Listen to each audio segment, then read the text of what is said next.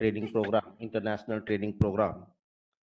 Uh, and I welcome all online as well as offline participants.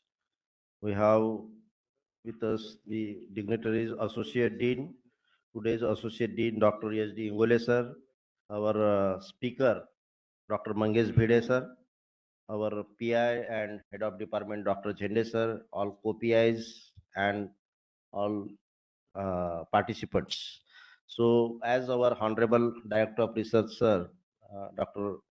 NV Kurkure sir is joining within a 5-10 minutes. We will start the introduction of online participants.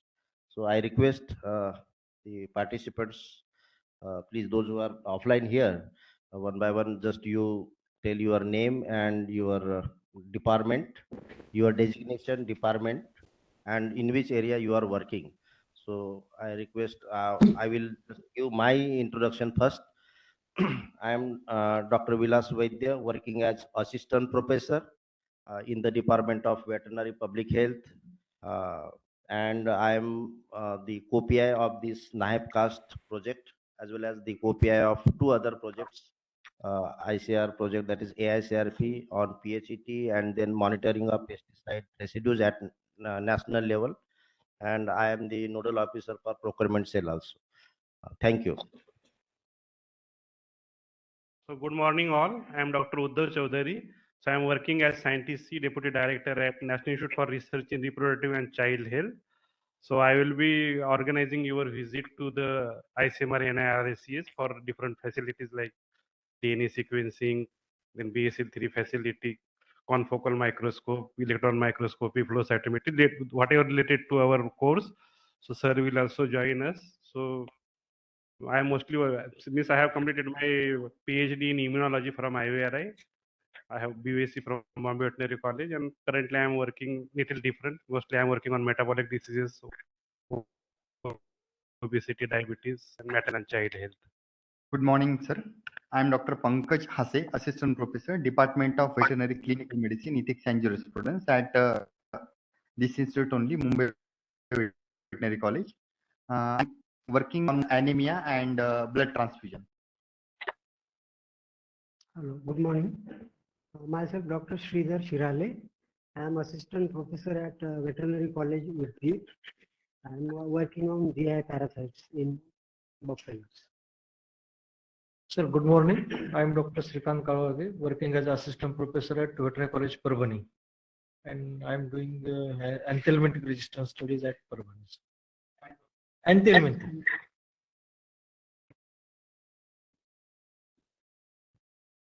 Good morning. Myself, Dr. Praveen Rathod, Assistant Professor, Department of Veterinary Pathology, Kovas, Parbhani.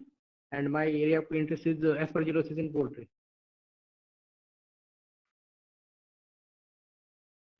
Aspergillosis in poultry. Good morning. Myself is Dr. Feroz Sadehi, Assistant Professor, Department of Clinical Medicine. All online participants are requested, please mute yourself.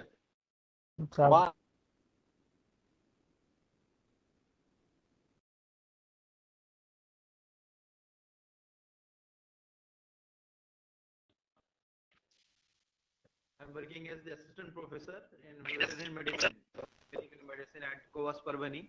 I'm working on the area of the hemoprotozoan disease.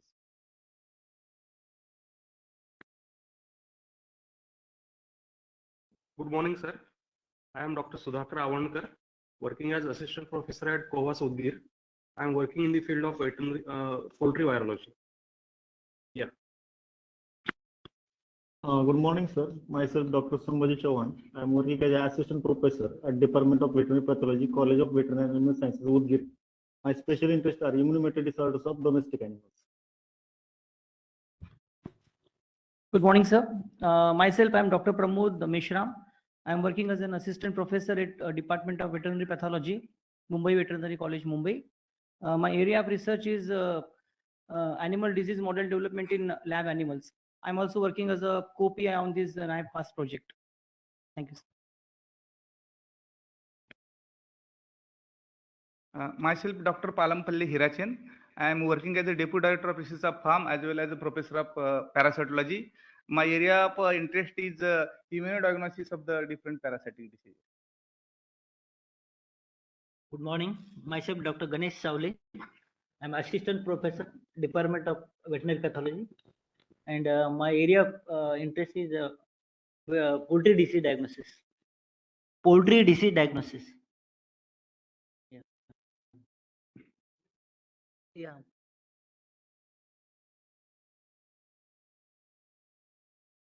Good morning, sir.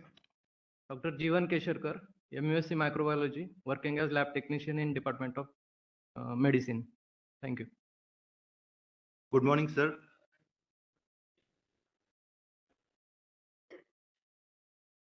Currently, I am working in medicine department. Yeah, but which technique do you?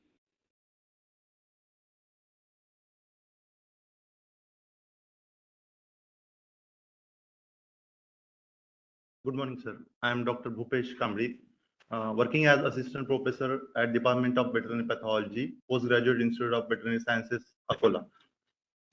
My area of interest is infectious pathology. Specifically, I worked on respiratory pathogens in bovines and small ruminants. Yes, sir. BVDV, bovine parainfluenza virus. Good morning, sir. Myself, Dr. Shilpashri Shinde. I am working as Assistant Professor in Department of Veterinary Public Health and Epidemiology, Nagpur Veterinary College. And typically now I am running a project on Q fever, which is funded by ICMR. And in addition to that, we are running some One Health project also, in which we are working on the different zoonotic diseases.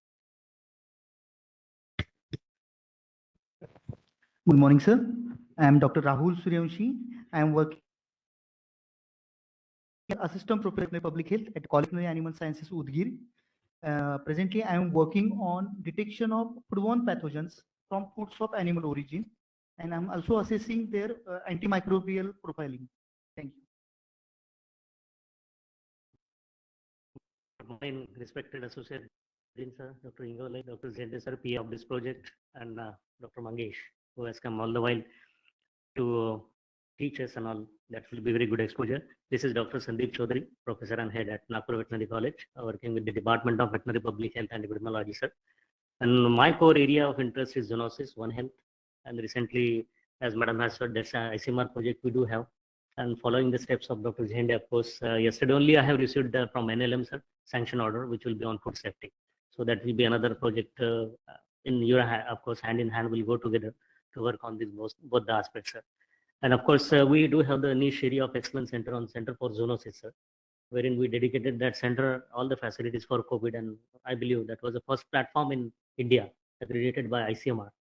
Veterinarians, a team of veterinarians, we dedicated themselves for One Health. I mean, the COVID pandemic. So we are following Mumbai, of course. Thank you. Good morning. Good morning, sir.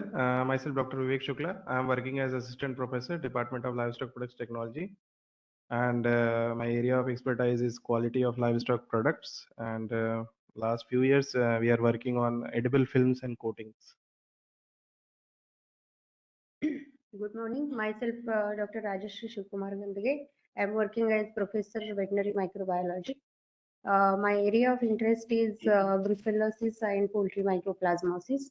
I am co-PI in ICR NAHEP CAST project, and I have a responsibility of recruitment officer as well as PME expert, as well as I have one ICMR project on intramacrophage targeted nanoparticulate drug delivery system for brucellosis. This is ICMR funded project. And our laboratory, microbiology laboratory, is one of the nationally recognized laboratory for diagnosis of rabies under National Rabies Control Program.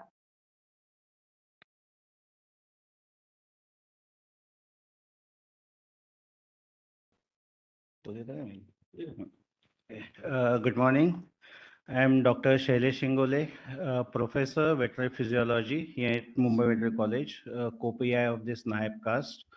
So basically, I am working on milk mRNAs to diagnose the mastitis at very early stage as well as we are looking whether any chances of this mRNA is transferring to humans causing cancer. So that is the work that we are doing.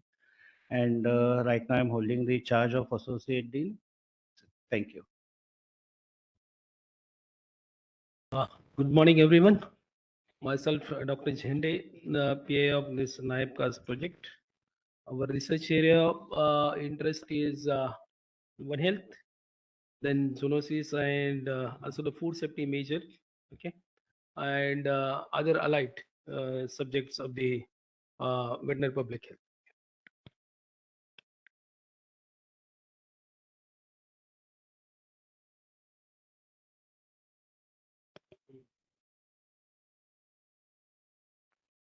Okay, so good morning, everybody. Dear colleagues, seniors, Dr. Jende, and I was little bit waiting to say Associate Dean or what because he's so Shailesh, I'm really delighted to be here and really thankful to you all for inviting me here. I will introduce myself, of course, in detail because Professor Jende told me to make a presentation rather than just talking. So I will have presentation and there you will see about me and our laboratory. So in short, I'm an immunology guy and a product of FHPH. Unfortunately, it doesn't exist now, but is veterinary public health, so same department.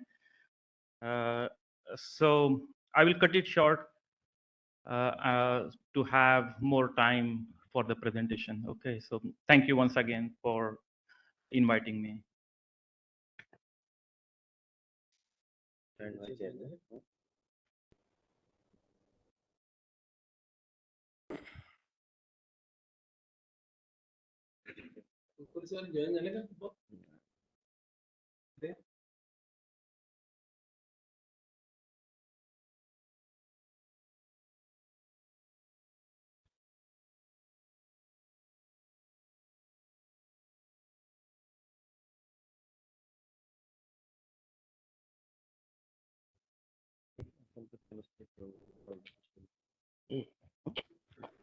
Okay, thank you very much, sir. Now, as we have today, we got eminent speaker, Dr. Mangesh Bhide, sir. He is working as professor and head department of Laboratory of Biomedical Microbiology and Immunology from Slovakia. So, and today's associate dean, Dr. S.D. Ingole, sir, our PI of this project, NIAPCAST MAPSU project, Dr. Jhende, sir. Today we have with us Dr. Uddhav Chaudhary. He is working as scientist E and deputy director NIRH. All participants, online, offline participants, and co-PIs and the staff of NIAPCAST project. So now, till that our dear sir joined, we will start the felicitation of our guest. So I request our PI, because this our training is organized under NIAPCAST MAPSU project. So that is the Center of Excellence for Advanced Research on Animal Food Safety. I request PI Dr. Jhende sir to felicitate our speaker, Dr. Mangesh Bhide sir, by offering shawls, referred, and bouquet. Jhende sir, please.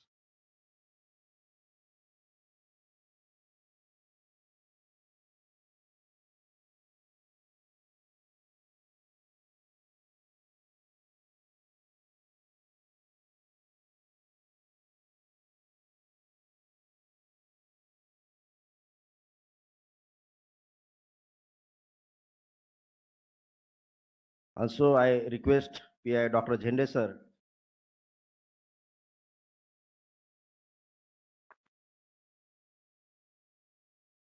to felicitate our Associate Dean, Dr. S.D. Ingule, sir. Shende, sir, please.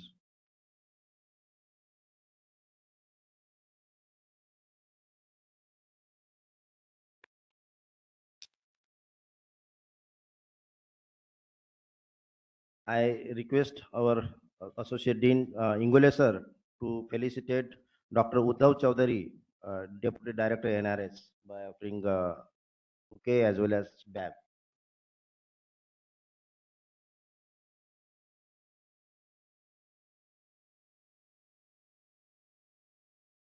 Thank you very much, sir.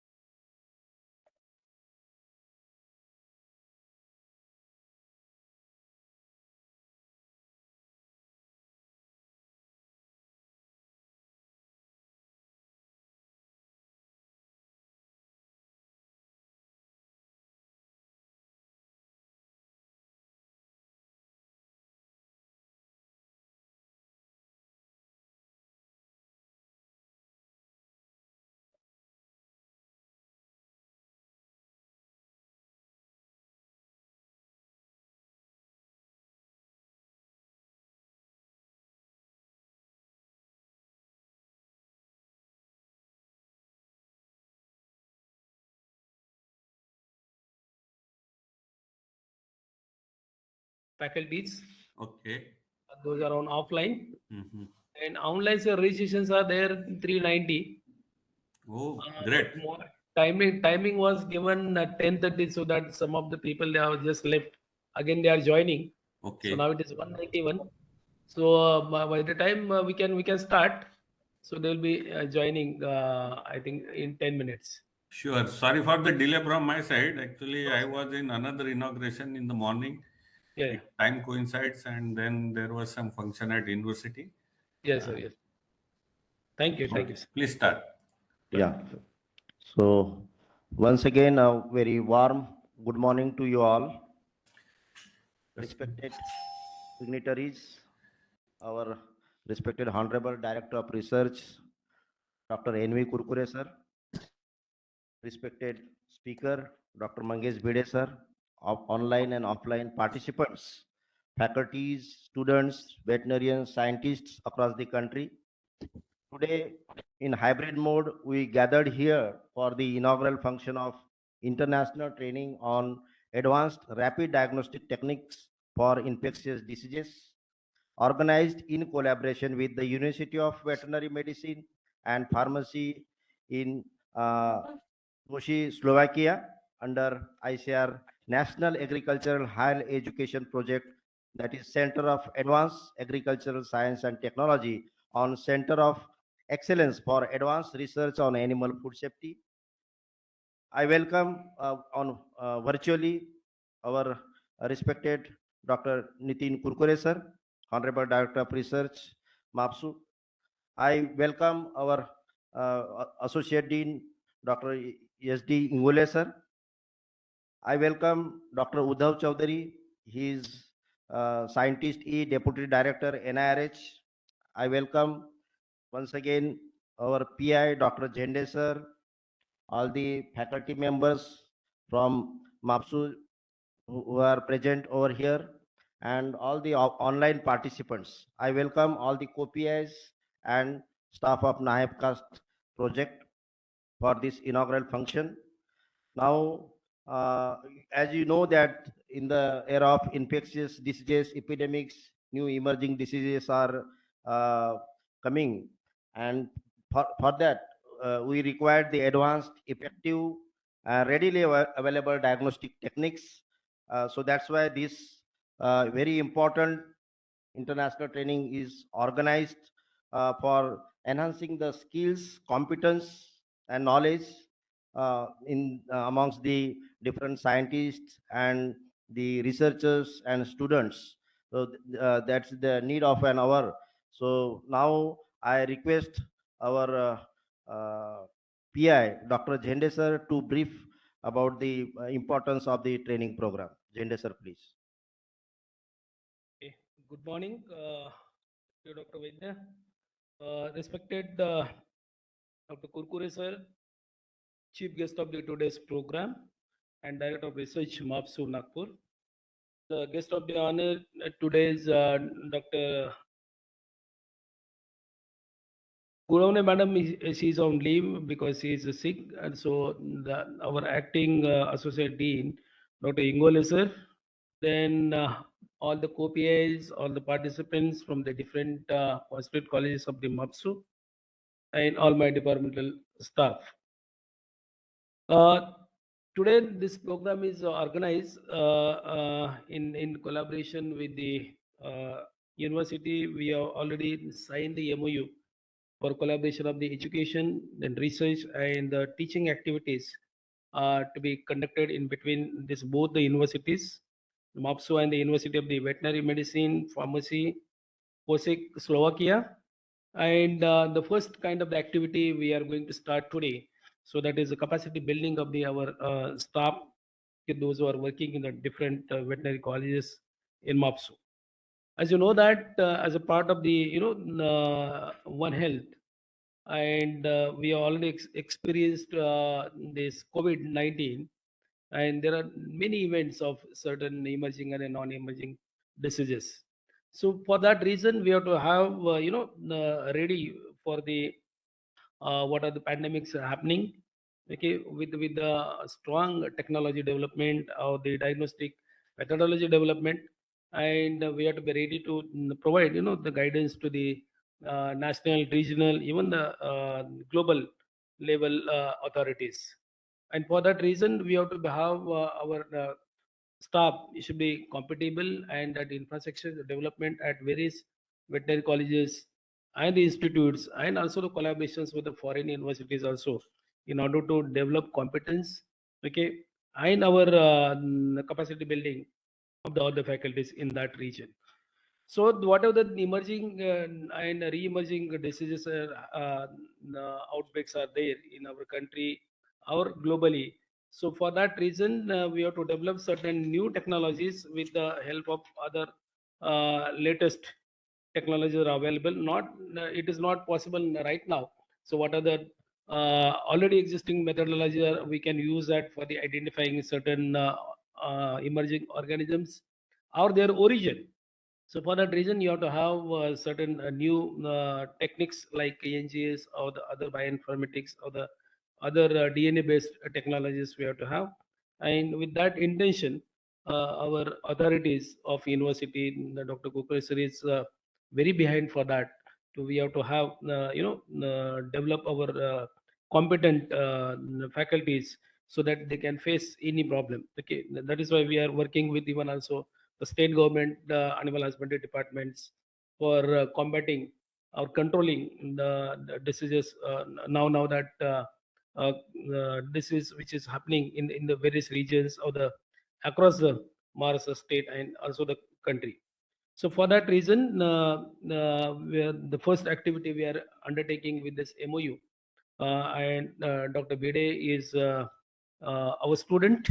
Okay, he is a product of this department, and we have contacted him, and he was actually reluctant to come in this month and also the following month because he is very busy in making the budget of his department and auditing parts. But I have requested him because this activity of this NAHEB we have to complete till December. So he agreed, and he got only. Actually, I was asked him to come for 15 days, and we can he can go to the other colleges also and visit and teach to the faculties over there, those who are not participating offline. but he has given me only that 10 days time. Okay, so I'm happy with that, and definitely he can share his own experience of developing certain methodologies which can be helpful for diagnosis of new emerging pathogens. So with this, I won't take time because already we are late. Okay, and I hope the great success for this training program. Thank you. Thank you so much. Thank you very much, sir, for highlighting the importance of this training program and your valuable information about this the training, that is rapid diagnostics on the infectious diseases. Thank you very much, sir.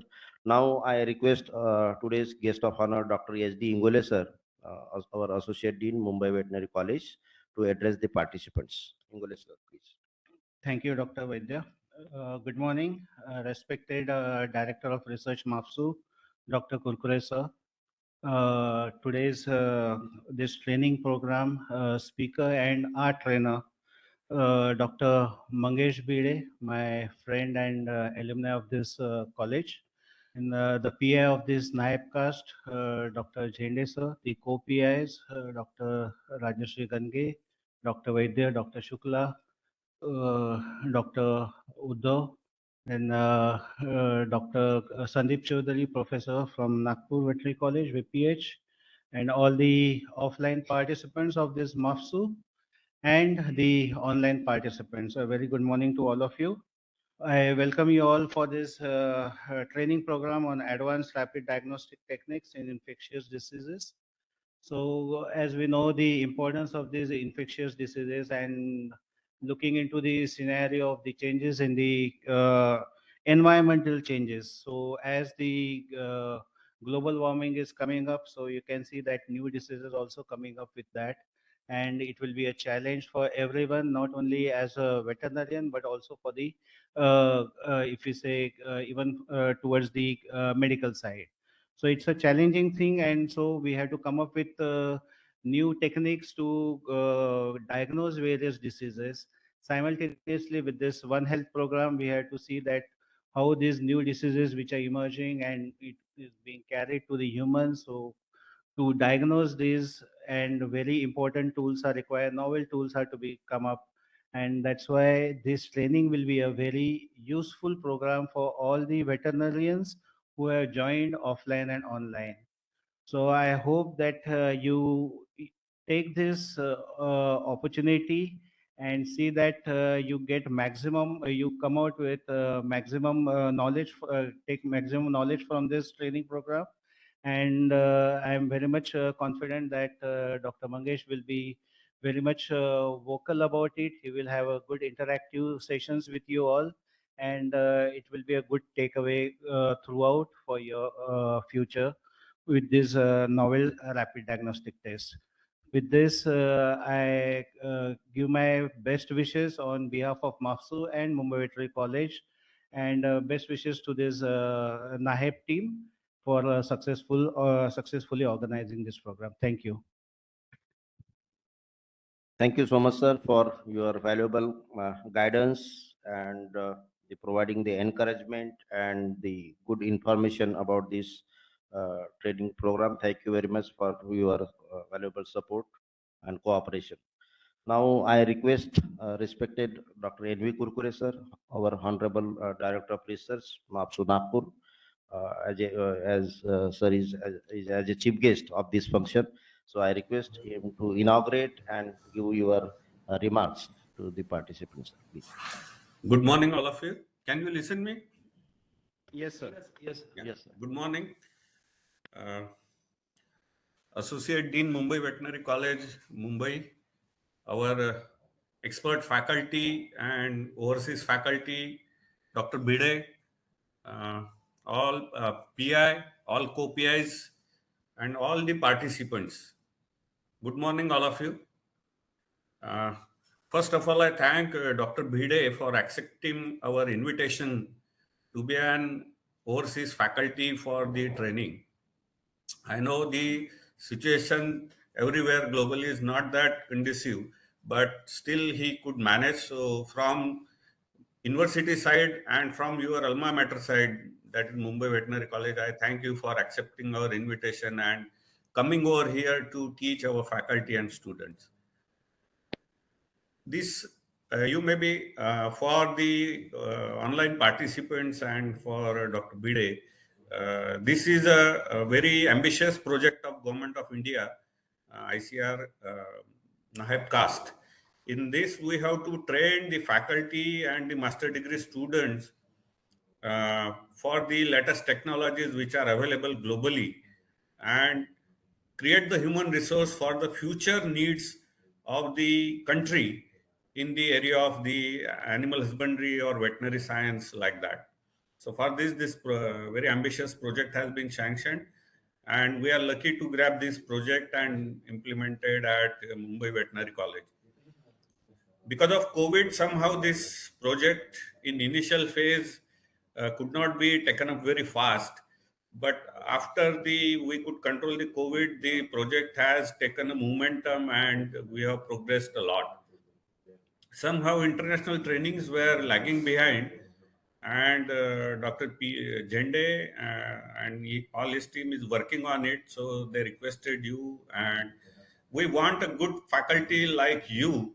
I know you. We have 10 years before we interacted in Goa for ISOPOL 2013. I hope you could remember that time. So. Uh, uh, so one of the area of this is diagnostics. To curtail any epidemic or control any epidemic, first and foremost important is diagnosis. Unless we diagnose, we cannot plan how to control it. And as early as we can diagnose the disease, we can control the disease also very fast. If we could not diagnose for a month, it will spread and will be huge losses will be there in the form of economic or animal losses or human days losses, all will be there. So diagnosis as quick as possible is the need. And I appreciate the efforts of Dr. Jende to select you as a overseas faculty who is a renowned personality in this diagnostic field, uh, and you have accepted, and you will be training our faculty and students in the latest areas of the diagnostic which are there. So all will be aware of it. They will be having some knowledge about it. They will continue some research on it, and wherever they will face problem, I think they will again contact to you. So I request on their behalf, you please guide them in future also, not only in this time, but you guide them in future also, so that the what is the aim of the government of India is there, that we should be prepared for the future epidemics and future problems. So all these human resources after your training, they will be like a fighter for the control of the zoonotic diseases by way of the diagnosing it as early as possible. Without taking much time, I don't want to be between the trainees and the faculty. I won't take much time. So I declare this training is inaugurated, and I wish best luck for the training. And all the trainees, the principal investigator and his team has made all sort of arrangements which they can do in their best for this training. Still, if some lacunas are there, kindly bear with us or let us know. From university side, we will try to take care of it. So I wish best luck to this, and thank you for calling me here. Thank you. Thank you, sir. Thank you. Thank you very much, sir, for valuable guidance and excellent information about this important training. As you mentioned that the disease diagnosis is very much important by using the rapid and reliable diagnostic tests to prevent and control the zoonotic diseases. And always your cooperation and inspiration is there for organizing such event.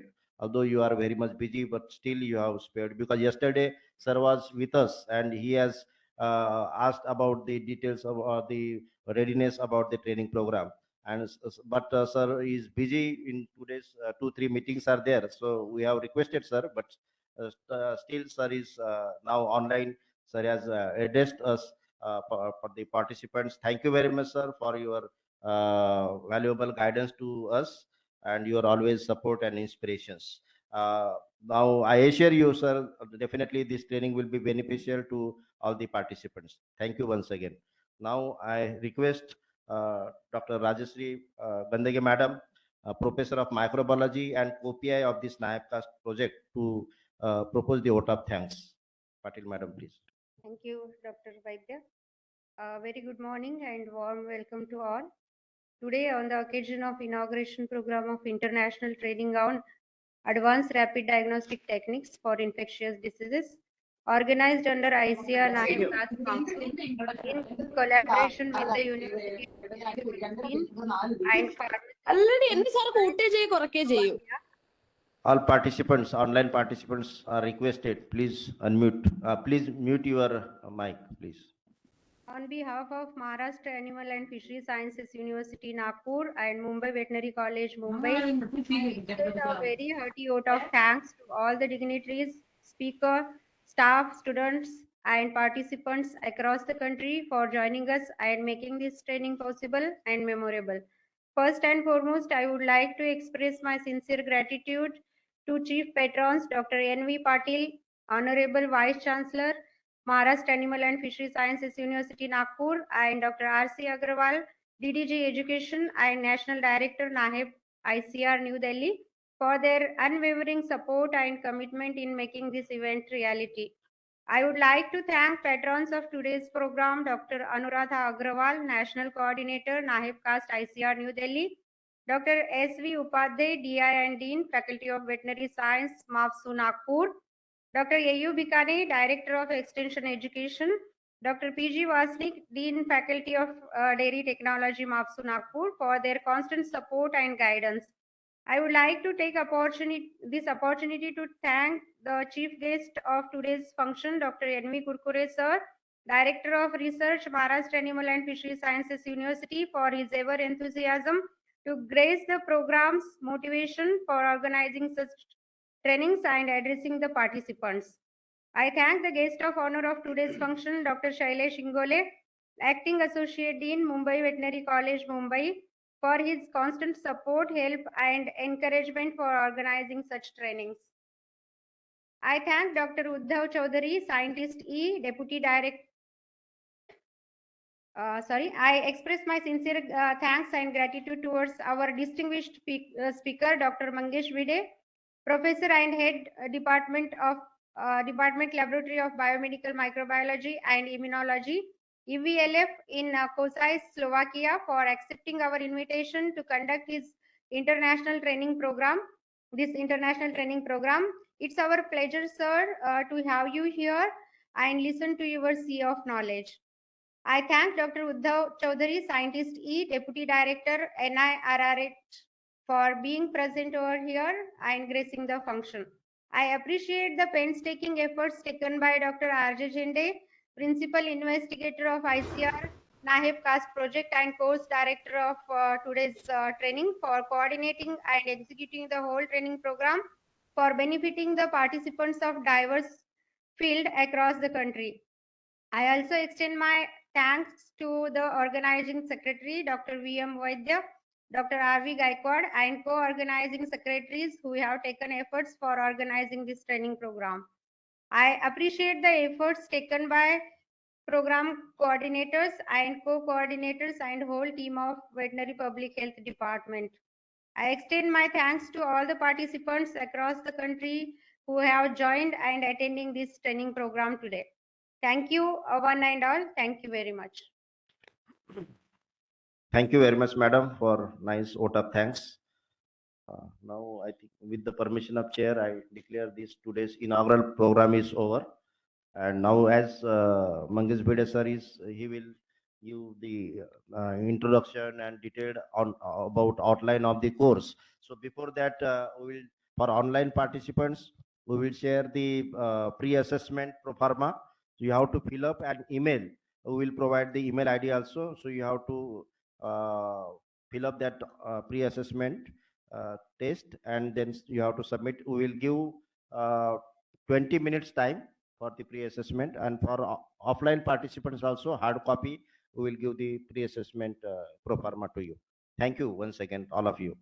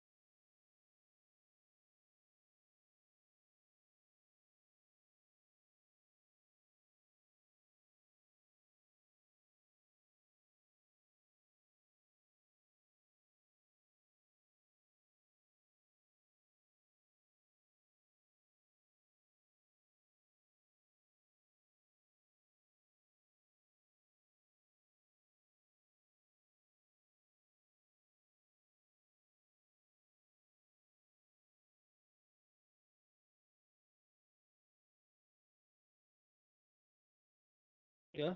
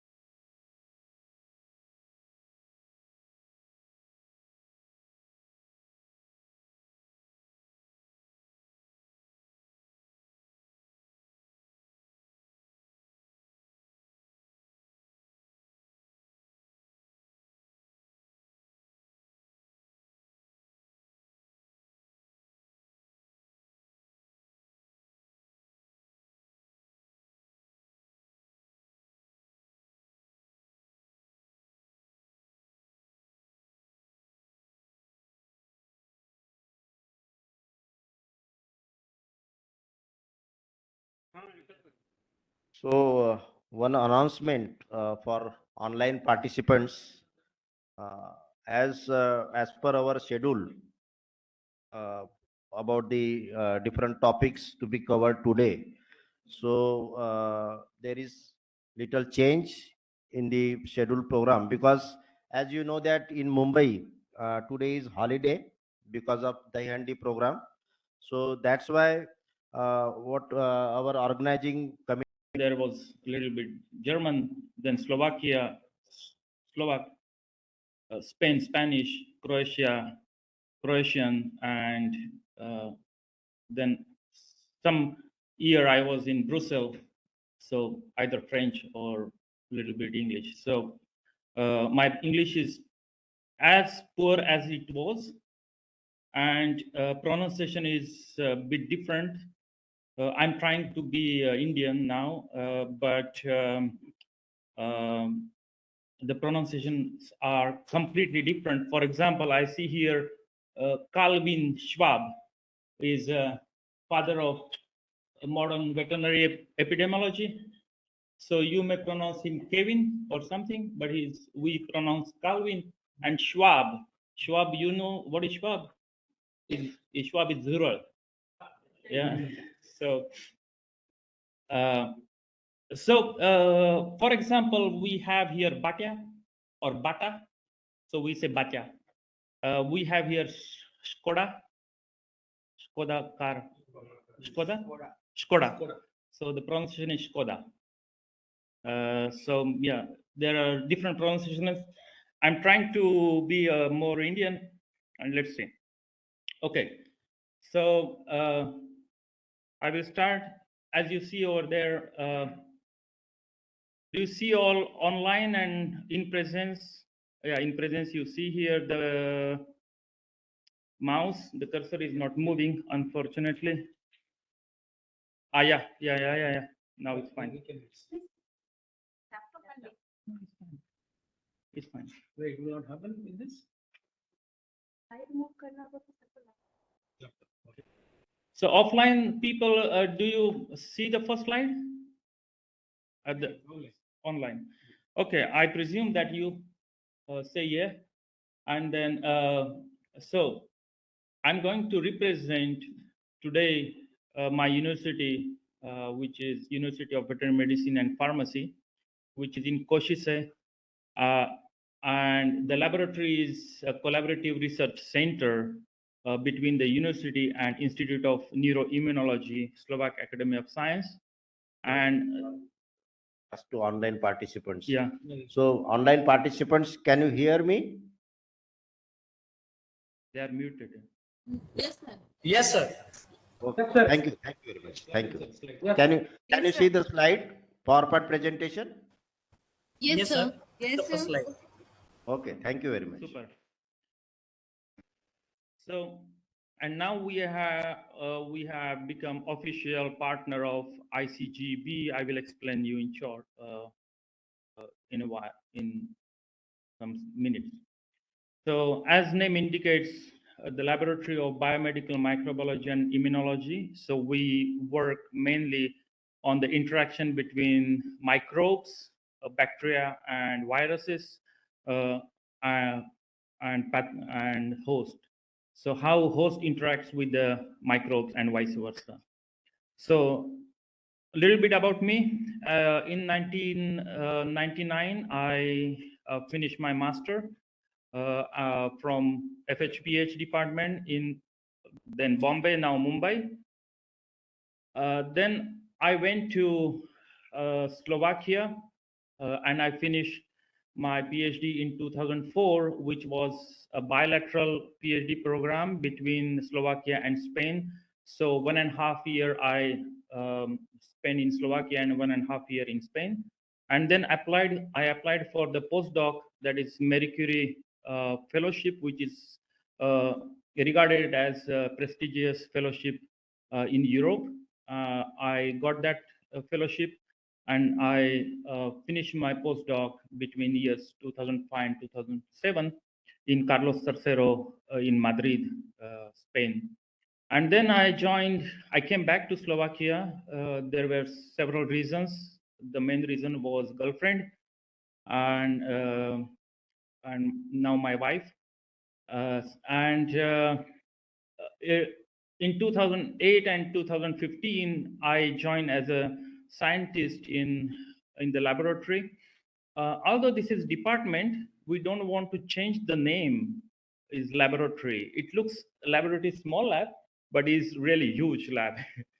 And in 2015, I joined the European research area, that is European Commission. I was delegated to Brussels for 1 year, and I had very rigorous training regarding different projects, different fundings, and also uh, uh, how to organize mobilities and capacity building and so on. Then I was delegated to or sent to Croatia through the European Commission to the Faculty of Veterinary Medicine in Zagreb.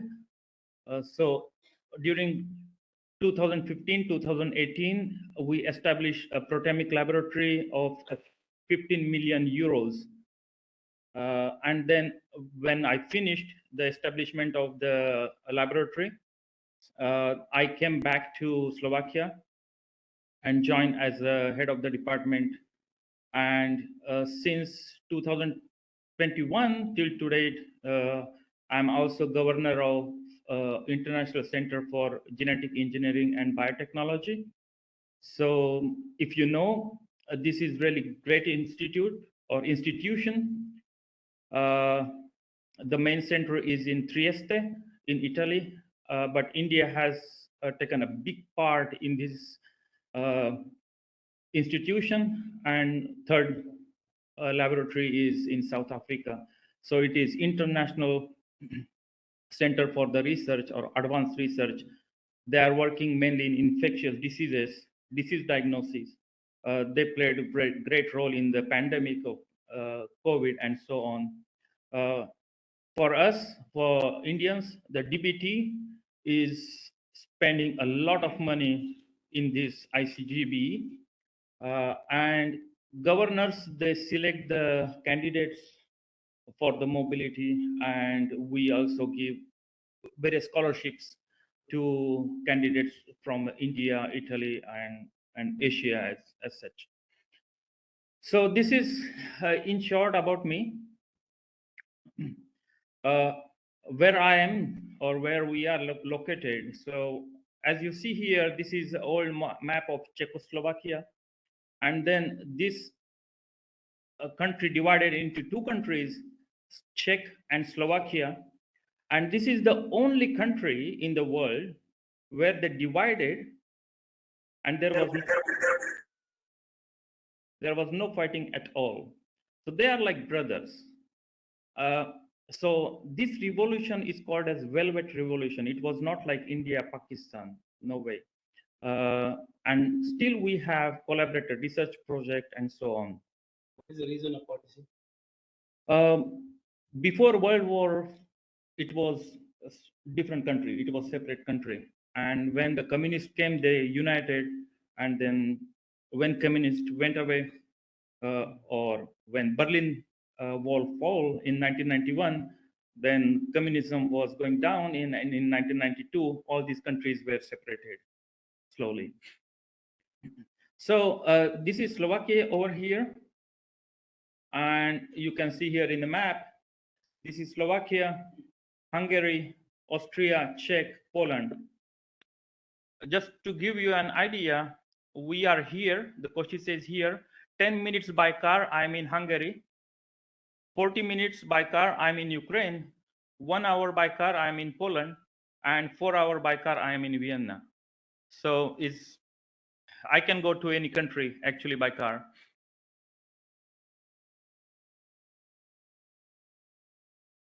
Regarding the Czechoslovakia and India, you remember this one, this is Java. Okay, so this is what Czechoslovakian or Slovakian product is, what we are using or we were using. I don't know in India still we are using it or not, but we call it Java, not Java, but Java. Bacha, I told you. And when I went to Slovakia, I got to know Bacha is not Indian, but Bacha is Slovakian. And this Skoda is also Czechoslovakian car.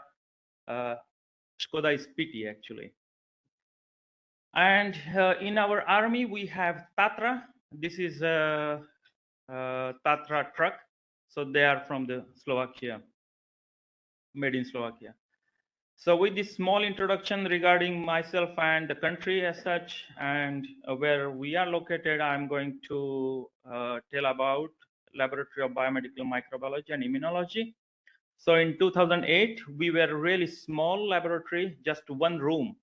And you see all communist furniture over here. And this is my colleague.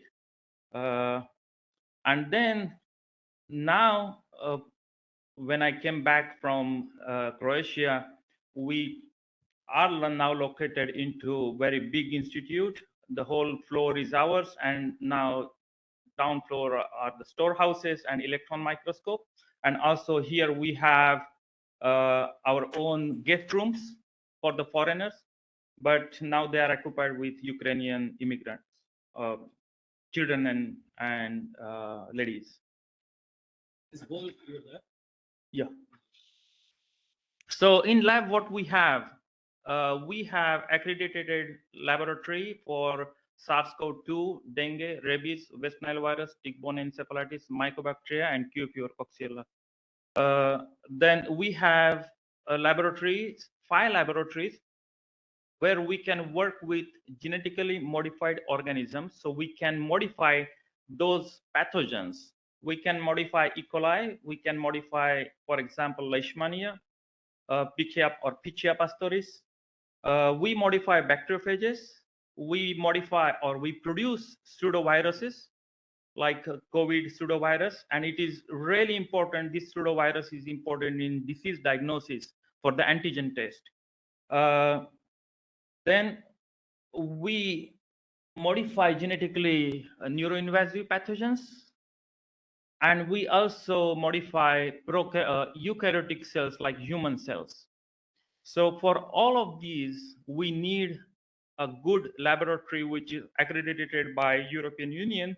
In India also, you need to have accredited laboratory for the work with genetically modified organisms.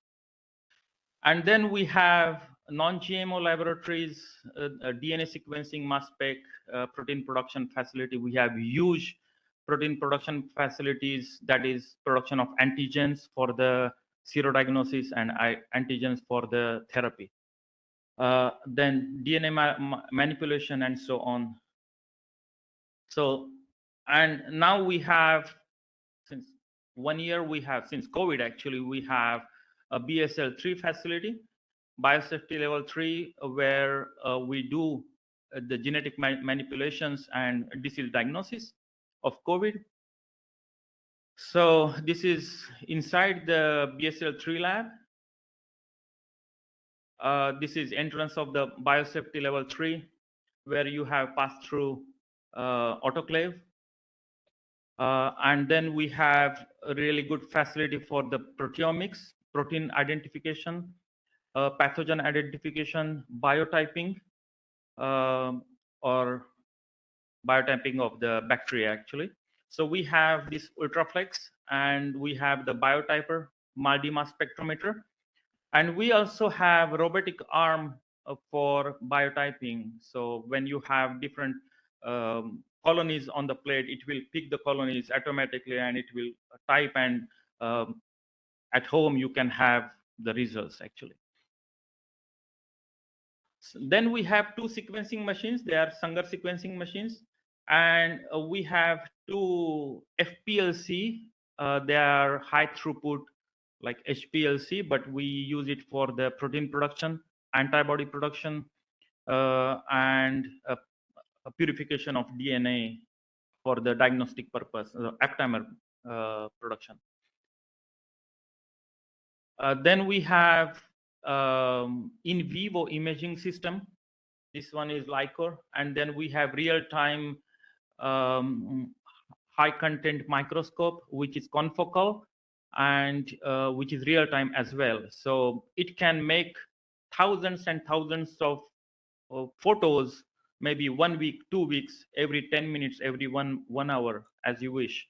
And you will see the temporal changes in the cells, how the cells are getting together, growing, and so on, and how the cells are getting infected as well.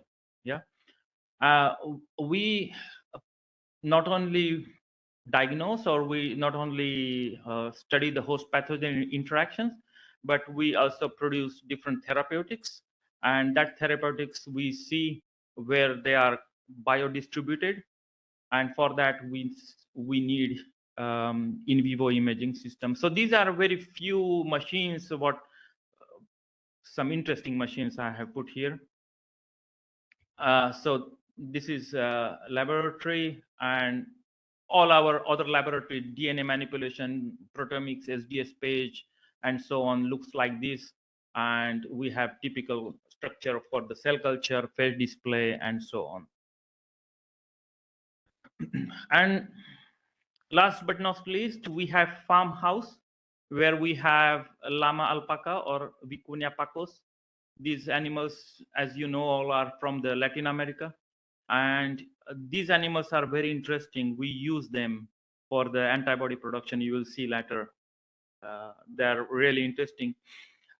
You can also produce antibodies, a very special type of antibodies from shark, but it is very difficult to rear the shark. So llama is better. Okay. Yeah, it's monoclonal.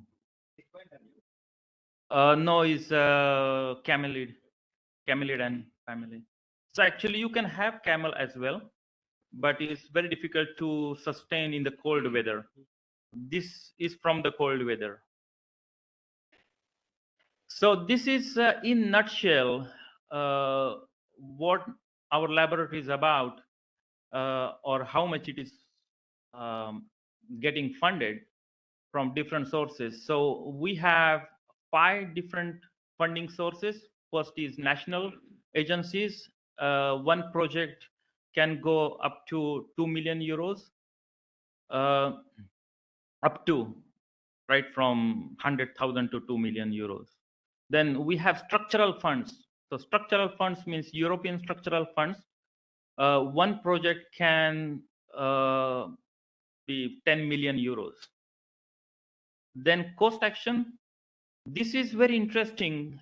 That is what Dr. Jende is doing, cost action. So it is mobility, bilateral mobility, multilateral mobility, twinning and teaming. So everything comes under cost action of the European Union. India is also part of cost action, so you should take advantage of that.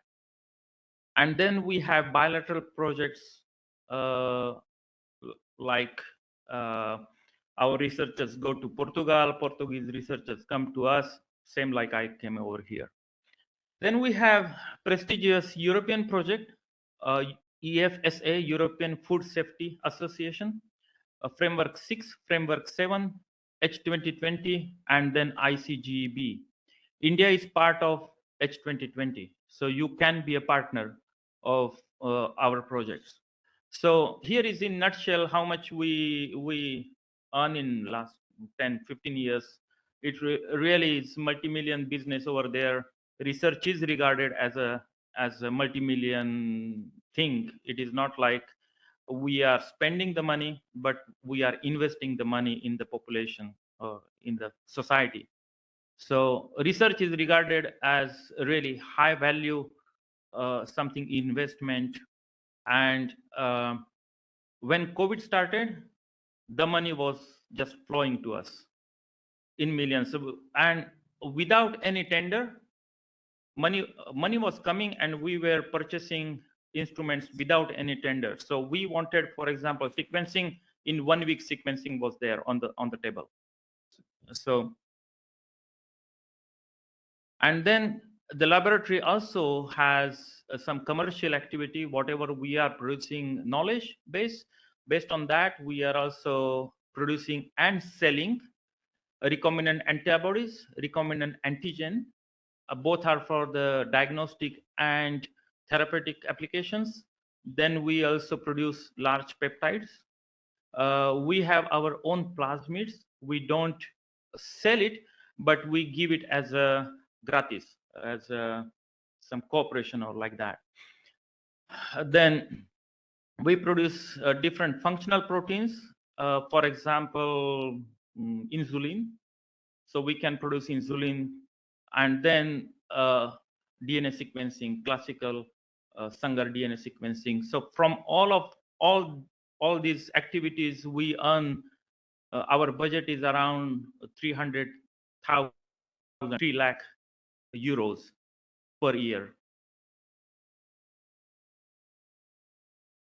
And whatever we produce, we also patent. So these are patent from last year, actually, or 2022 and 2023. All these are the international patents, either European or USA patents. And then we also produce or develop the software for bioinformatic analysis, and we rely on Indians for that, because Indians are the best for the software engineering. Unfortunately, I didn't get any candidate from Mumbai, but in Delhi there is a bioinformatic college or university, and they are really good. Jama Millia Islamia, Jama Millia, yeah. Yeah. Pune. Okay. Okay, so really we need bioinformaticians, and we pay them double than normal researcher, because bioinformaticians are really highly appreciated and highly demanding people over in Europe. Okay, so these are the current collaboration, mainly for the drug development and disease diagnosis. So our main partners are from the France, Marseille. Here the PI is Chinese and co-PI is Indian. Granada, PI is Indian, co-PI is Vietnamese. Prague, Czech and Indian. Here Košice, PI is Indian, and Injer both are the Israelis. So Indians are almost in 50% position, at least at co-PI or PI positions. So that is really good that Europe is open for the scientists, and they want to really invest in the brain gain, I can say. And now I put here Mumbai, so is in green because it's developing collaboration now. Okay, so for you all, even online people, what are the opportunities to come over Europe and to our laboratory? So as you see here, although there was COVID, we never stopped working, and all these people were coming to us to do research in COVID. So you have National Fellowship Program. So this is a link for that. If you're professor, you will get 1,200 euros per month, and plus living cost, plus airfare. If you are PhD student, you will get around 900 euros plus whatever your salaries you are getting over here. And then as ICGB, we also accept people from India, mainly young researchers and PhD fellows. Sorry? Also for postdoc. Yeah. Then I put over here Marie Curie International Incoming Fellowships. So this is really prestigious fellowship. In 2004, the fellowship was 2,500 euro net. It was a lot. It was a lot. Now that is 3,500 euro. And if you stay in Madrid or in Granada, you can save at least 1,400, 500 euro per month. Just save and send back to India. And it is prestigious. DBT will hire you tomorrow. It's like that. See the conditions for the selections and all this, they are very, very stringent. Yes, you have to write at least 50 pages of proposal. So when I applied, there were 1,300 fellows, more or less, and only 20 were selected. I was 19th. So I got that fellowship, and then that's why I went to Spain. But it was real boost for my career, because once the European Union or Commission sees that somebody is coming international fellow to Europe and only 20 are coming over there, Chinese, Vietnamese, Indian, whatever, or USA, and then they do everything to keep that fellow in Europe, like me. They don't allow me to go away. No. So this is really prestigious. Only 4 fellows till today wrote the wrote application, and only one Romanian was selected. Yeah. I'm now acting as ambassador for this Marie Curie, because or alumni, and they send us applications to guide students. One Bombay, Dinesh Dhumal, he is from Bombay University. Now it is Mumbai University. Mumbai University. Now he is applying for this year. He's very clever. So let's see. Okay, and this is a research group. This is a core research group, all young. I'm the oldest in this. As you see, we have gender balance and Indian, Slovakian, Polish, Romanian. My wife, Slovakian. She is, I think, Bulgarian. Kevin James from Bombay Veterinary. Amod Kulkarni is from Karnataka.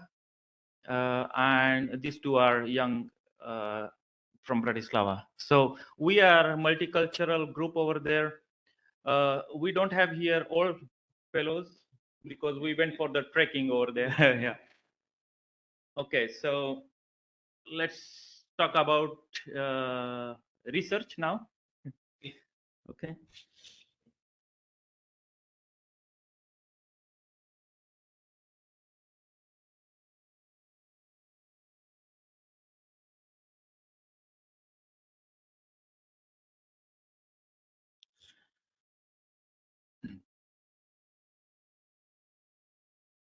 Okay, I have prepared a line of research what really we are doing now, which is host-pathogen interaction and drug development. And our byproduct is disease diagnosis. For example, if we produce highly specific antibody, highly specific aptamer, highly specific peptide against any pathogen, we use it as a therapeutic and we sell it as a diagnostic tool. Is the same. Because when we produce antibody, we produce thousands of antibodies against one pathogen with the help of phage display. And only 10 or 15 are virus blocking or virus neutralizing antibodies. And other antibodies are interacting with the virus, but they are not neutralizing, but they are interacting with very high dissociation constant or very high affinity. So that you can use for diagnosis. You don't need to neutralize the virus, but you can use them for diagnosis. So we sell those antibodies for the diagnostic purpose. We also produce different chimeras. So chimeras are the proteins, fused proteins. For example, when I was doing PhD, I produced protein A and G combined protein. Do you know what is protein A and G is useful for veterinarians? Protein AG conjugate. No. Okay. So for example, if you are diagnosing antibodies in camel, how you can diagnose if there is hyper response or antibody production or infection in camel? Not possible unless you have a specific secondary anti-camel antibody, right? In ELISA or in Western blot, you need specific. Oh, for example, if you want to do in tiger, nobody will sell you anti-tiger antibody, right? So when I was doing PhD, my main goal was to produce something universal. So protein A is interacting with, it is from the streptococcus. So it interacts with multiple IgG from various animals. Protein G is also interacts with various animals. But the problem is protein A will interact with 10, 15 animals or species, and protein G will interact with different mammals, 10, 15. So you have to have protein A HRP conjugate, protein G HRP conjugate. And my aim was to make the chimera protein A G to make the antibody, secondary antibody universal. So what you have is you have ELISA plate, you have over there antigen, and then serum from that animal, and then protein AG HRP conjugate, and you are done. So you can diagnose disease or diagnose antibodies in any mammalian. Then my next job was, okay, mammalians are done. What about reptile and avians, birds? So there is protein P. And my job in the postdoc was to fuse protein A, G, and P. So for example, when there is a life cycle of the infectious or bacteria between mammal to birds, birds to reptile, reptile to mammal, you can see the antibody in all the species in the cycle. Yeah. So this is protein AG production. So our main aim is to produce therapeutic, and this protein A, G are the secondary byproducts.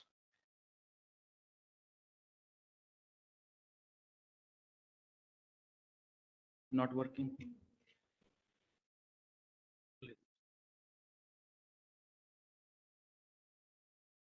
Okay. Okay, so what we are doing is we investigate how pathogen goes into the brain and how we can cure the brain infections. It is very hard to cure brain infection because antibodies and drugs, they don't go into the brain. That's why it's very difficult. So paradox is that the brain is highly vascularized. So there are a lot of blood vessels, but the compounds from the blood never goes to the brain parenchyma. For example, if you attach the tubings or the vessels, it would be 650 kilometer long, the blood vessel mesh over there in our brain, in human brain. The brain capillaries looks like this, highly vascularized, but there is a barrier. So the barrier don't allow or doesn't allow entry of any substance from the blood to the brain. And Professor Ehrlich, who discovered the ehrlichiosis, he discovered as well in late 18th century that there is some barrier between blood and brain, and he coined the term blood-brain barrier. And this is, in short, what is that blood-brain barrier? This is our normal blood vessel, and you see these are the endothelial cells, and there is interendothelial cell space in normal blood vessel. But in case of a brain vessels, you have a longer endothelial cells and very short cellular space. So through this intercellular space, what can traverse or what can go through? Oxygen, of course. Water, of course. Caffeine, of course. That's why we feel better. And then alcohol, of course. That's why we feel much better. Okay. But don't mix alcohol and caffeine, because the receptor is the same for both. And then there is havoc in our brain. And this gap is bridged by multiple proteins. So actually this is very tight. So the junction between two cells is very tight. That's why we called it tight junction. And the tight junction is form of different proteins like zonal occludins, occludins, claudins, jams, vicadherins, and so on. And so upper part apical part is called as tight junction, while basolateral side is called as adherent junction. And here is the blood, here is the brain, and nothing can pass through. But there is big but. So I have made some summary. How big is water? How big is glucose? Water is just 0.1 nanometer. The size of water is 0.1 nanometer. The size of glucose is 1 nanometer. Glucose has to pass so that brain will work, get energy. But antibody cannot pass. It is 10 nanometer. Brain is protected from virus, from bacteria, and other, even from the flea. But some viruses cross the barrier and cause infection, right? But they are bigger. Viruses are bigger than antibody. Bacteria are bigger than antibody. Antibody cannot cross. How the hell these guys they can cross? How do they do it? Okay. So that's what we analyze, and that's what we uh, we abate this interaction and this crossing. So the crossing happens by pinocytosis, receptor-mediated transport, paracellular route, and Trojan horse mechanism. So this is classical old school biochemistry and physiology. This is very interesting. This is a receptor-mediated endocytosis. That means pathogens, they attach to the receptor and they trigger the endocytosis. Once the endocytosis is triggered, then they transport it to the other side of the cell and they're released into the brain parenchyma. Or they hide in the monocytes and then they cross through the monocyte. So it is called as Trojan horse mechanism, like hiding in something, hiding in the horse. Like in Greek mythology, there is Trojan horse. So we wanted to discover, we wanted to see what are these receptor ligand interaction. That means what are the interactions between the pathogen and the receptors of the cell. We wanted to discover that. So we used old school method again, different 2D gel electrophoresis, pull down assays with receptor ligand and so on, and we come up with different partners, that is OSPA, outer surface protein of Borrelia, interacts with CD40 on the cell and it triggers the receptor mediated endocytosis and so on. So as this is a new discovery, we published in several journals, really good journals like Journal of Proteomics and so on. But as you see, this discovery of protein-protein interaction is small scale. Yeah. We also dig into this interaction like OSPA, this OSPA and CD40, how they interact at molecular level. And at molecular level, with the help of site-directed mutagenesis or homology modeling, we define the interacting site as well. And this interacting site is very important to block this interaction by any drug or any antibody or any peptide, right? So this was the aim, to discover the interacting site. Now, the discovery of protein-protein interaction with gel-based technology is very small scale, and it is just one piece of the big puzzle, right? And we wanted to have a bigger picture of that puzzle, so we need big picture of interactions. So for that interaction, we just use bioinformatics software like orthologous protein-protein interaction network. This program runs maybe 1 week. The computational power is very high requirement power you need. And after 1 week, you get this kind of result. And these results gives you that this protein from the host will interact or can interact with 3 proteins from the pathogen. Is a huge. That means there is huge interaction between pathogen and the host. So we wanted to identify that interaction. So what we did is, this interaction usually takes place on the surface of bacteria, right? Because surface proteins, they interact with the cells.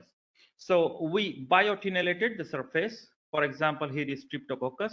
The same, we biotinylated surface of Borrelia or Neisseria.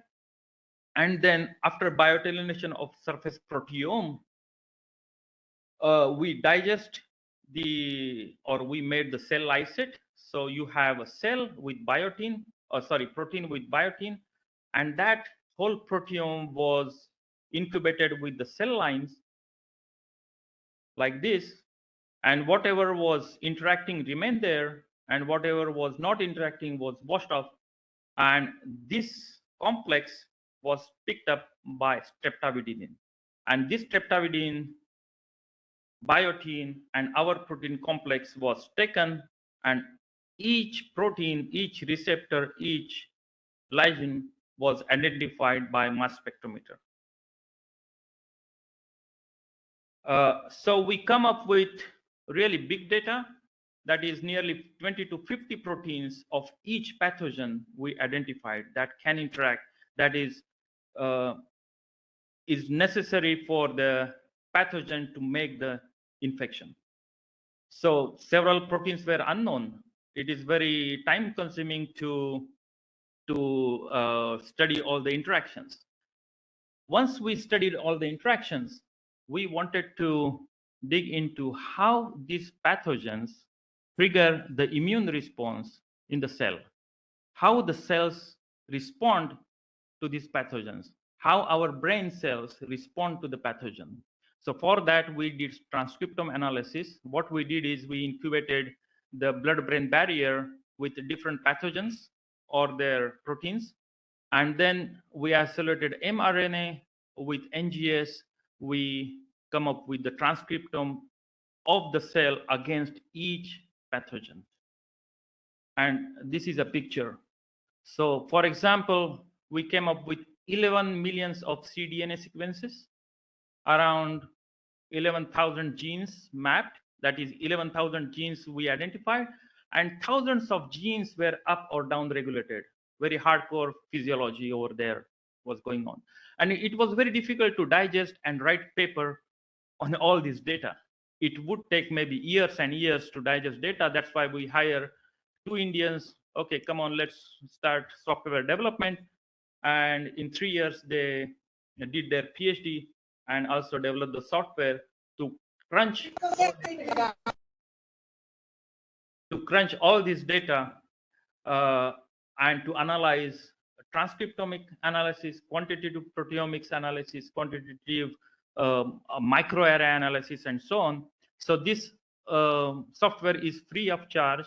You can take a picture of that because link is there. So you can use this software if you are working with, for example, 16S microbiome, for example. Okay, and this software is, as you see, it is done for veterinarians as well as human doctors or human. So we have incorporated transcriptome and proteome of cow, pig, chicken, mouse, rat, dogs as well, and so on. So this is how it looks inside. Okay, so we came up with some very interesting stories from the transcriptome and proteome analysis. So I will share some 2 or 3 very interesting stories, what we came up and what we published. For example, Neisseria, when it attaches to endothelial cells of the blood-brain barrier, it activates the movement of the proteins from here under the infection, under the site of infection. And after 2 or 3 days, you will have this cup-like structure. And that cup-like structure will protect Neisseria from the blood flow. It will not wash off. It will not go away from the brain. It will remain there in the cup.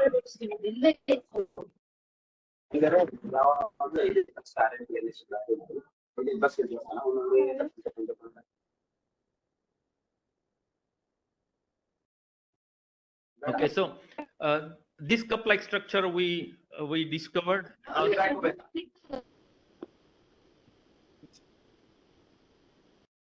So online participants, please Mute.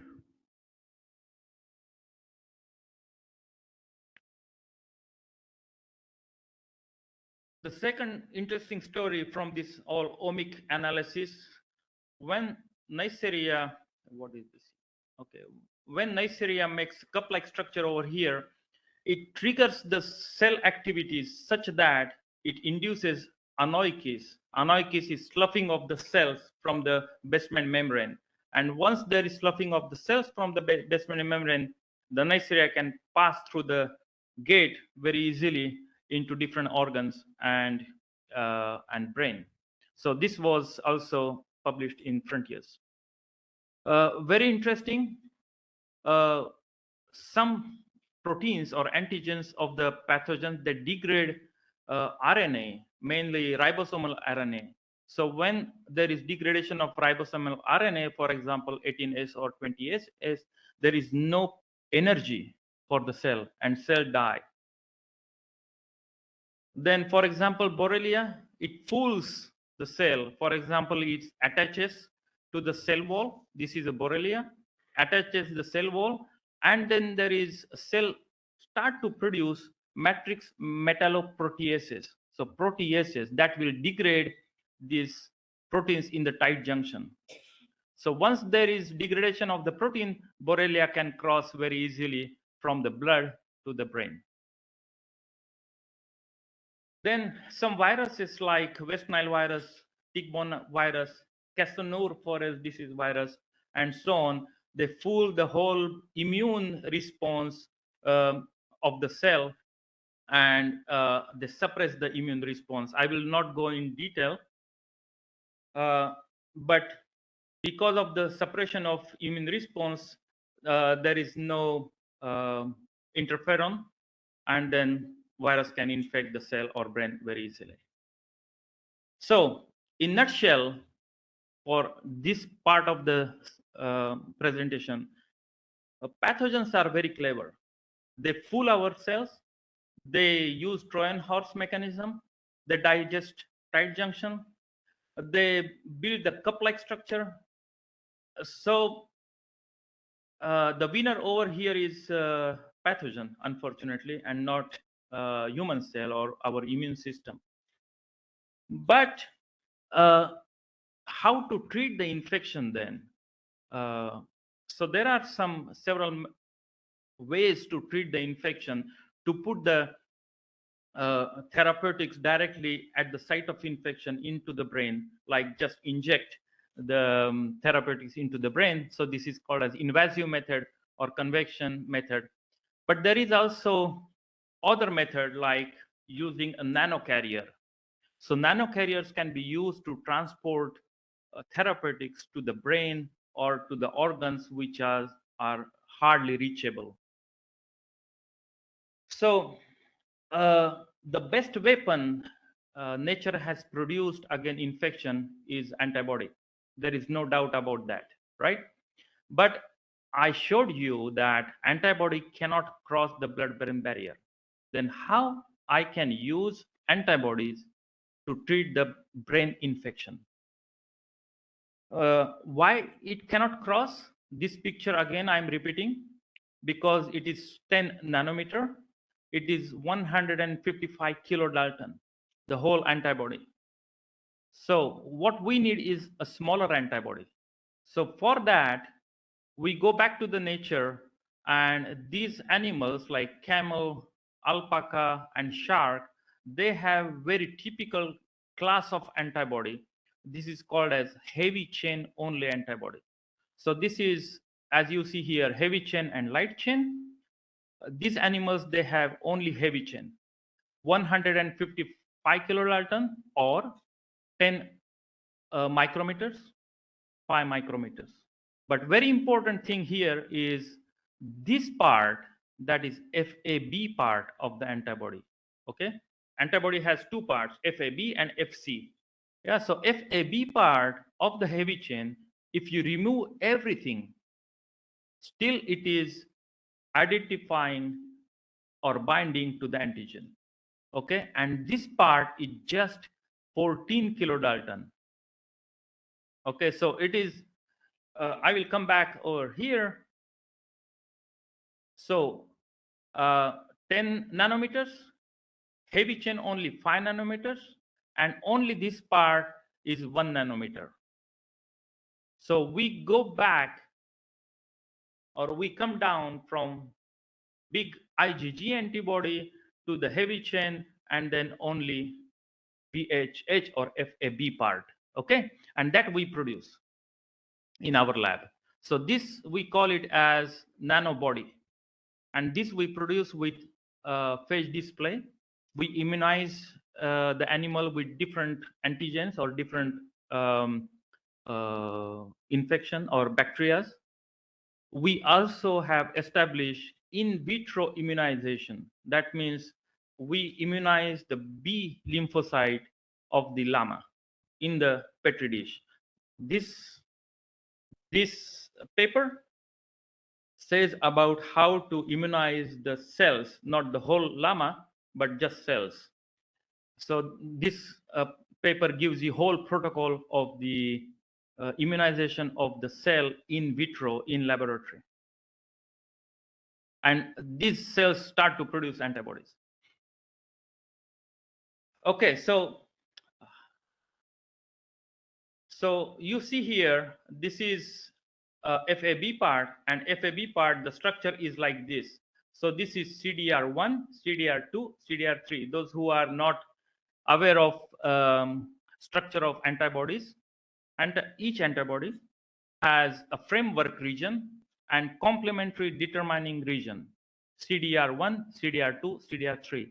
And this CDR2, CDR3 in human, they come together and make FAB, where the antigen binds. Okay. In case of llama, is very interesting. This CDR3 is very long.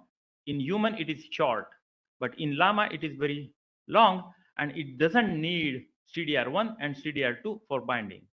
So our idea is, why we need this? Let's produce only this, and that will again reduce the size of antibody.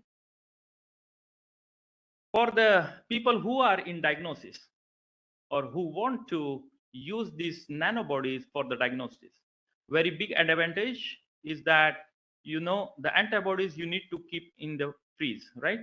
You cannot keep antibodies or transport the antibodies from here to Bareilly. Not possible. VHH, you keep in normal post and send it to Bareilly. No problem. It can sustain boiling. It can sustain long-term 40 to 50 degrees Celsius up to month, and it will still maintain its antigen binding ability. Now, if you conjugate the HRP over here, this is your antibody against for the diagnosis, right? If we produce VHH against virus, VHH against bacteria, VHH against whatever infection, you can use it for the diagnostic purpose in the field. You don't need to carry the whole kit at 4 degrees Celsius. What we use is phage display.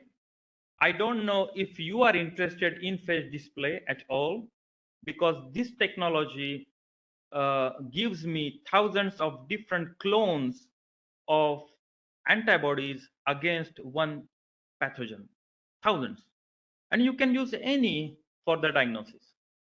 For example, in case of Casnur-Forel disease or West Nile virus disease, we can have a group of antibodies against protein E, protein S, NS1 protein, and so on. So it's up to you what you want to diagnose. If you want, I can present the phage display, how it works, and how you can use the phage display technology to develop the rapid diagnostic kit or tool. So this is an example what we have produced. This is West Nile virus, very nice, and this is a protein E. So this is a zoom in of protein E, and we discovered that this part of the protein E is epitope, is interacts with the cell. So we wanted to block this part. So we use phage display and we develop a specific nanobody with specific sequence against this antigen. So this antigen, this nanobody you can use for the diagnosis and for the therapeutic purpose. The same we developed against COVID, against protein S and it is patented as well. Unfortunately, it is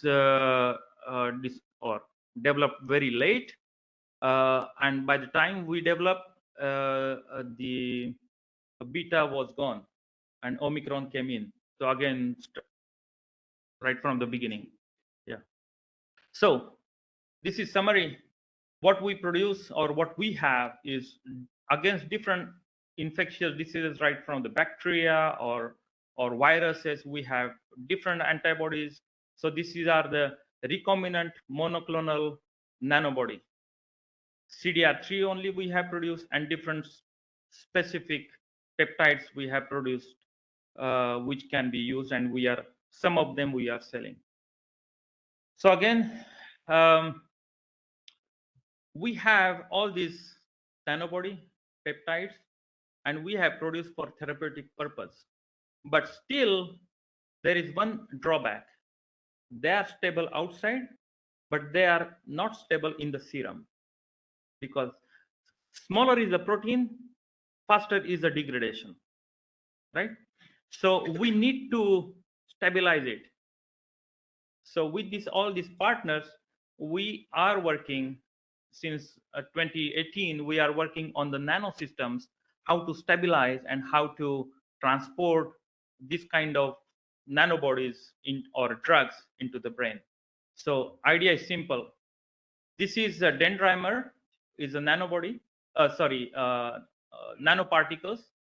Here we have attached our nanobody, and inside we have put different antibiotics like doxycycline. If we want to cure the Lyme disease or neuroborreliosis, the doxycycline is good. If we want to cure infection caused by Neisseria, ciprofloxacin is good.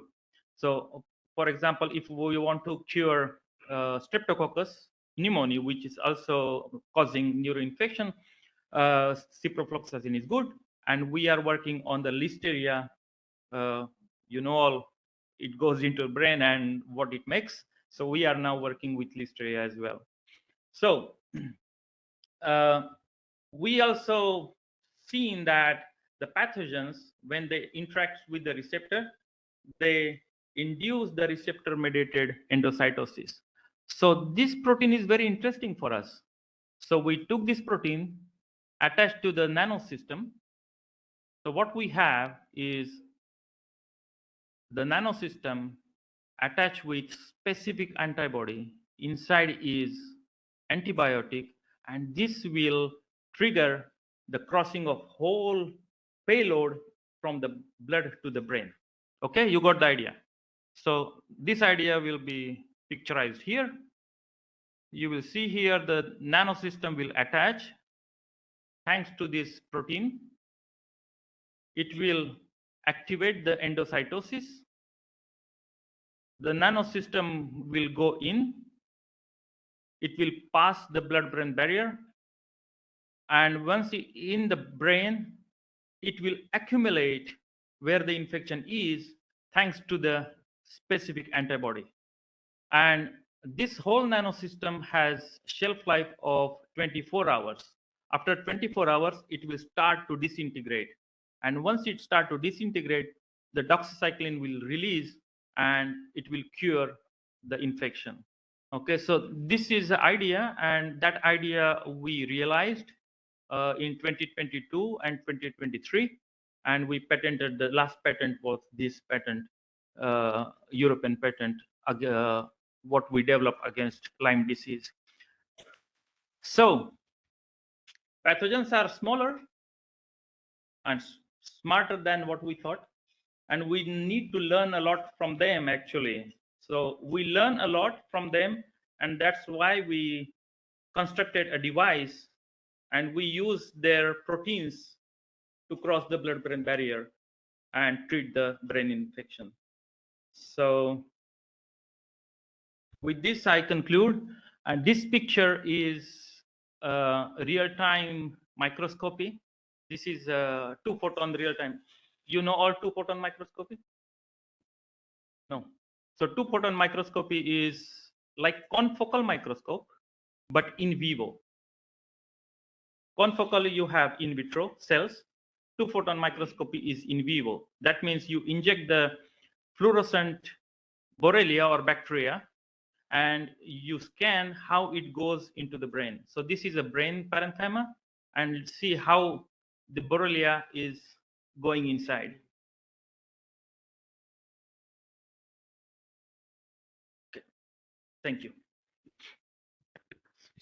Thank you very much, sir, for excellent lecture. As you have in the beginning, you have highlighted about the your introduction and your facilities developed at your institute, and then you have covered the topic about the blood-brain barrier and mechanism how to treat the pathogens. Thank you very much. Now I request the participants, if you have any question, any doubts, you can ask. Participants, please. Yes. Like therapeutic, of course, you have explained it. Do they have the preventive? In case of COVID, we were thinking that they should be preventive, but unfortunately, no, because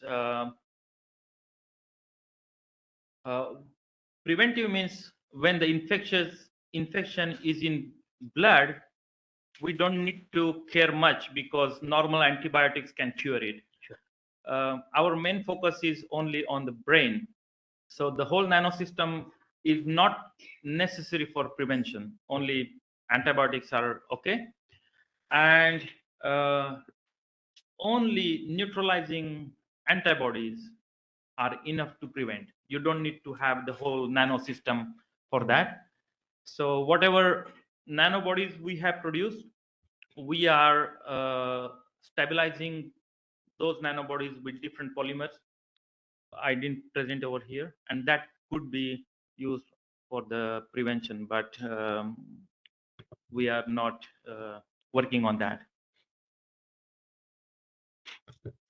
Sir, can this technique be applied for the diagnosis and confirmation of the rabies? Yes, I mean nanobodies? Yes. Yes, of course. Actually, we are, I didn't present over here, but we are also working on development of aptamers. So aptamer are the, you know what is aptamer? All? No. So we have antibody, right? So we use antibody in the immunodiagnosis. It has a lot of drawbacks. Not a single monoclonal antibody is specific. This is rule.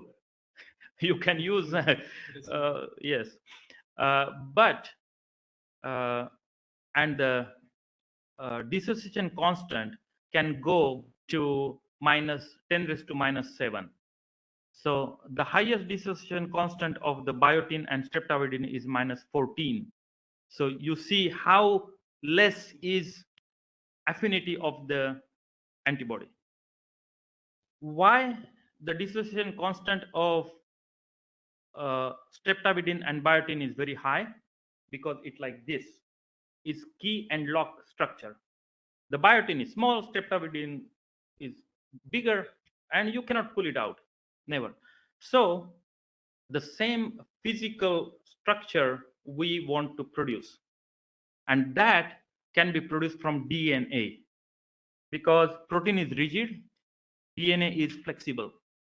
Okay, so you have 100 base pair DNA, single stranded, and as you know, single stranded DNA will fold.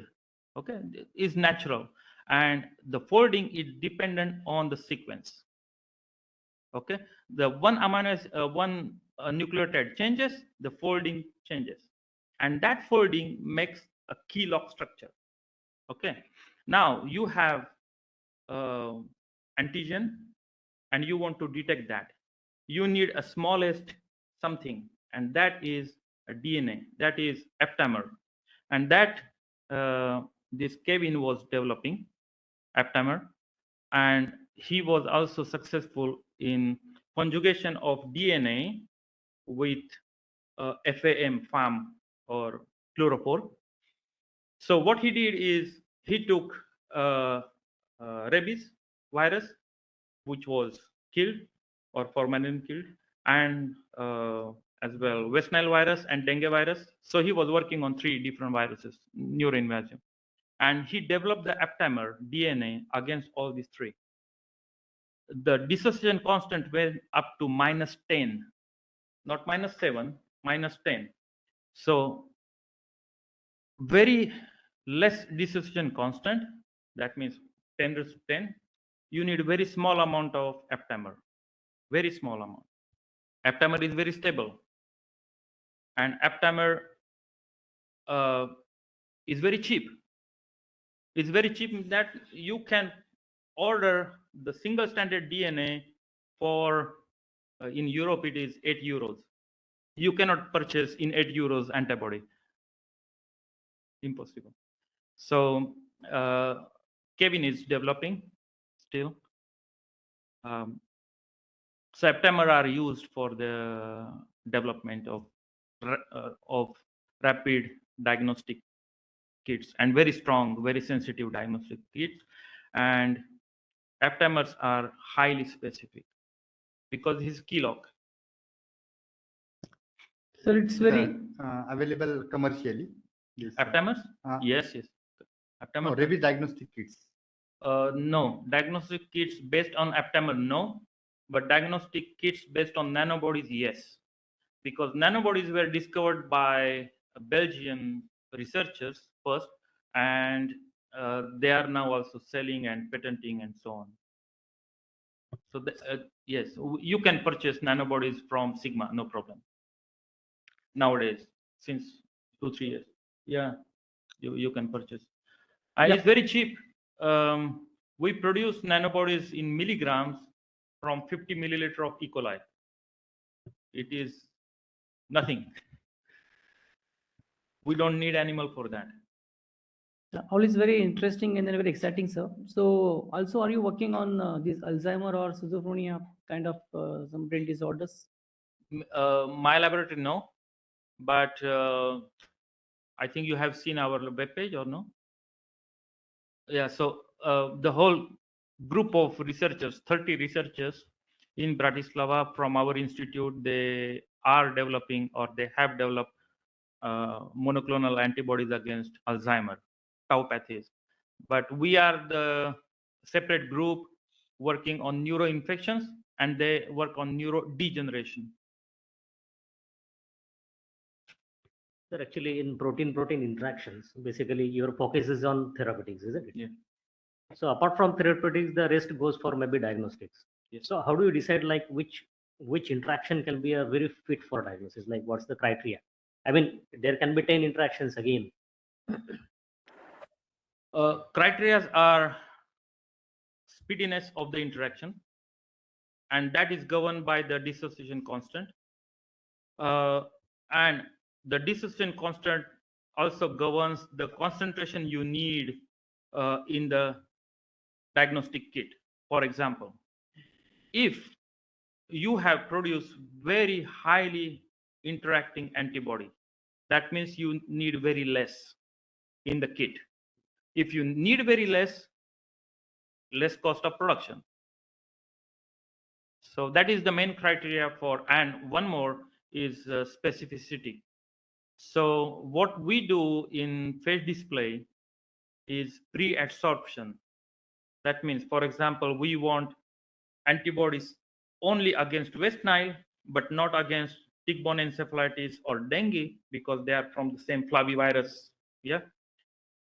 So what we do, we inject formalin-killed West Nile in llama, and then we pre-absorb the developed antibodies against West Nile, against Casnur, against all viruses what we have, and then we make very specific antibody. And that's, and but some people say, why you are doing specific? It is good that it is generic, because this antibody can be used for all these diseases. Yeah.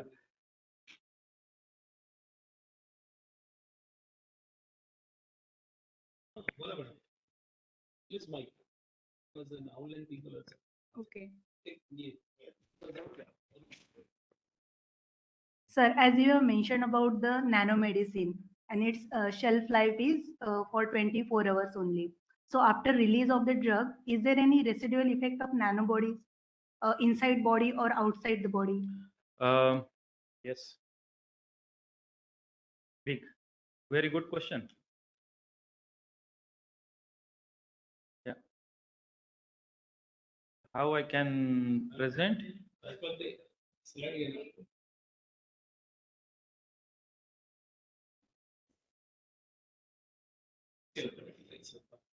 Is there? Okay, thank you. So what you see here, different nanoparticles, okay, or polymers we say. So here you have polyamidoamine, we call it dendrimer, and then you have here nanogold.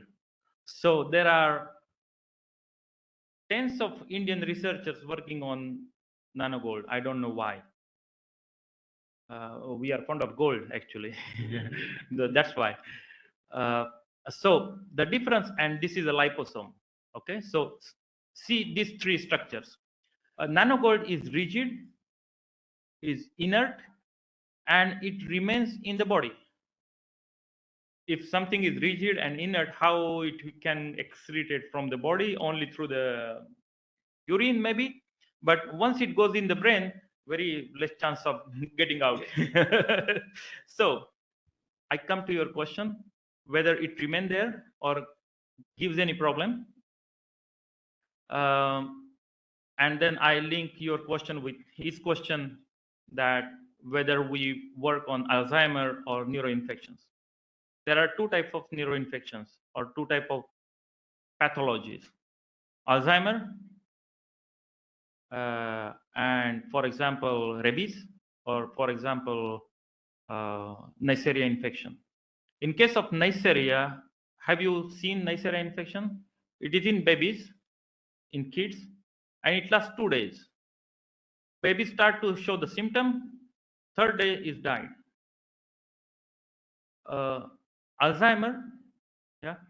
So Alzheimer pathology is very horrible, and there are two options. Either you suffer whole life, or you suffer with gold in the brain.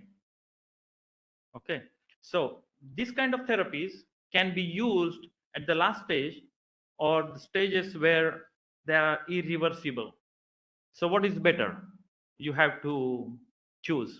If the Alzheimer is devastating, then use nanomedicine and try to cure little bit, and a person will not suffer that much.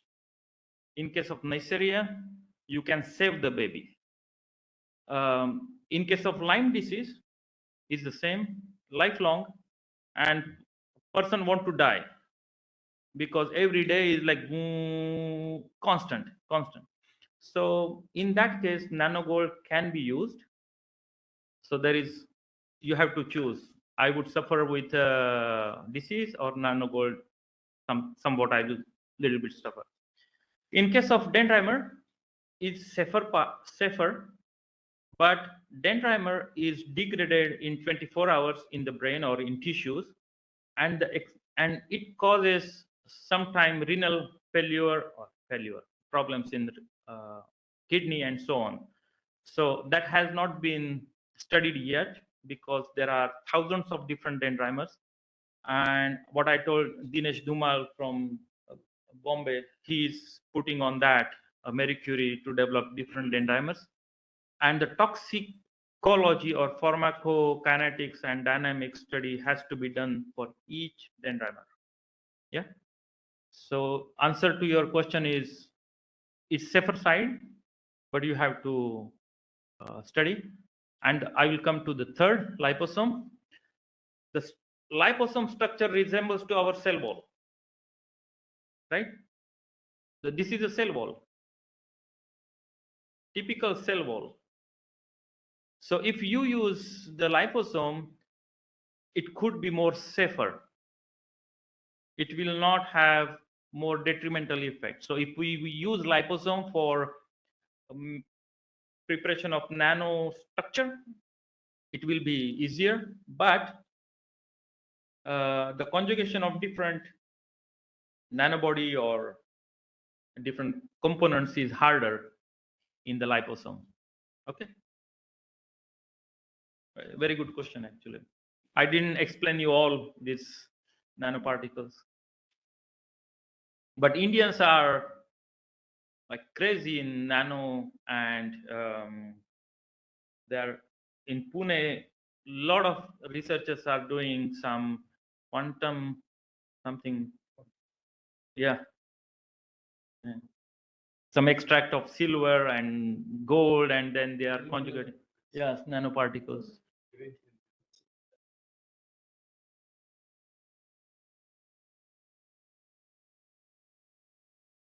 So our part was to produce different neutralizing antibodies against virus.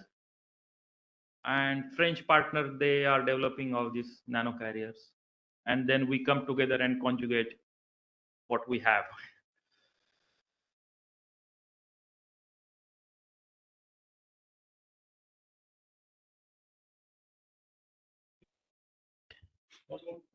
Yes, it's ready. Yeah. So thank you very much, sir, for your very informative and lecture, and you answered all the. Yeah. I have one question, actually. Tomorrow I will need, right?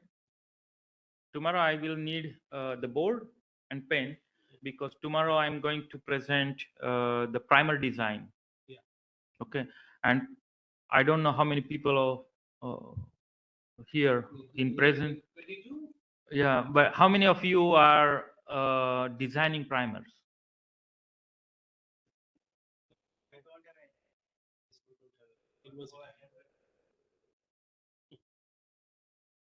No, but you don't need NGS for that.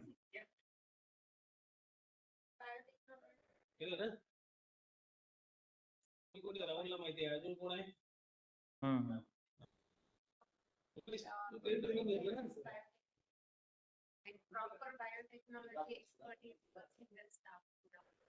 Okay. And how many of you are doing PCR? PCR, normal PCR, or you did PCR, or your colleagues? So Not only theoretical, you have done by hand. almost all. Okay, so you must have used primers then. Okay, and you must have.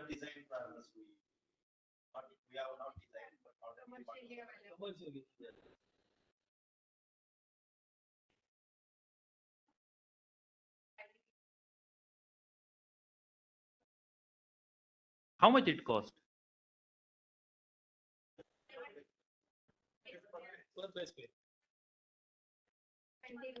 No, no, no. But you have to tell them that I need these base pairs, and that sequence from where you get published articles. And are you satisfied with that?